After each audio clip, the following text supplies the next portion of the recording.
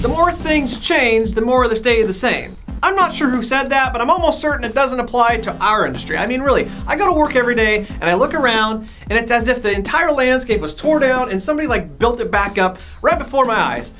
What I knew yesterday doesn't apply today, and it's crazy. It's the equivalent of driving to the same city every day for work, but as you approach your exit from the freeway, you notice that your exit looks a little different. And the street you normally turn on is gone, and now there's a building there. And you're forced to find your place of employment all over again. It's maddening, and many of you know exactly what we're talking about. The near death and resurrection of this industry has brought to life a whole new housing monster with a completely different game and a whole new set of rules for realtors and lenders alike.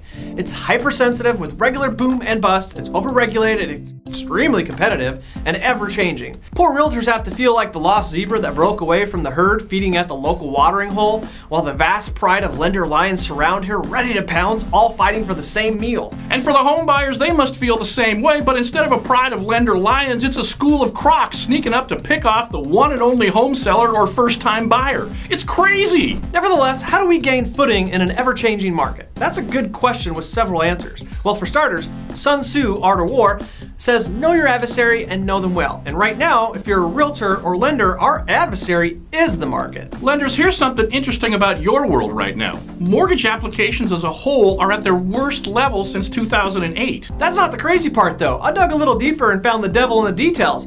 Purchase mortgage applications are at their worst level since 1996. That's insane, but if you felt the squeeze in the old back pocket, that's the reason why. This has forced some lenders completely out of the market and entire companies to either close up shop or sell to a bigger competitor. I believe we will continue to see this activity throughout the year and the lending landscape continue to change. Realtors, this makes your choice of lending partners that much more important. How about you realtors? Do you know your adversary well?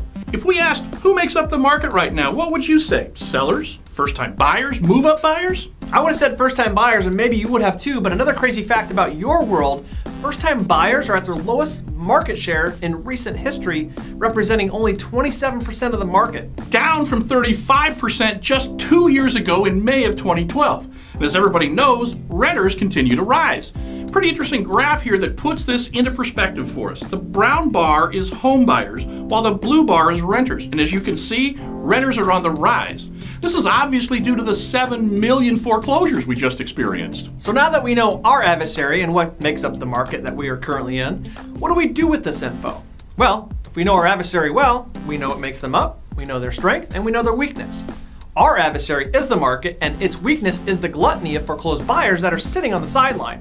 Get them back in the game, and you'll see the market back on solid ground. The other weakness is the lending uncertainty. I believe this to already be underway with GSE reform and sightings of private money coming back into the mix. So the lending piece should be figured out and the fix appears to be underway. That just leaves buyers on the sidelines. Many of them, as you know, are solid people who just got caught in a bad market. Their credit's already repaired, they actually have good jobs, and some of them actually have money saved up.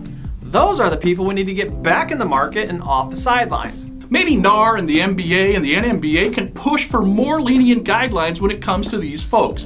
FHA already addresses this issue with their Back to Work program that allows previous short sellers back into the market after just 12 months. Maybe we can get Fannie and Freddie to do something similar. Perhaps, but it's going to take a little nudge from you and I to do that, or maybe better yet, these large associations. Again, let us know your thoughts down below on all of this, and if you agree, maybe you can bring this up at your next association meeting.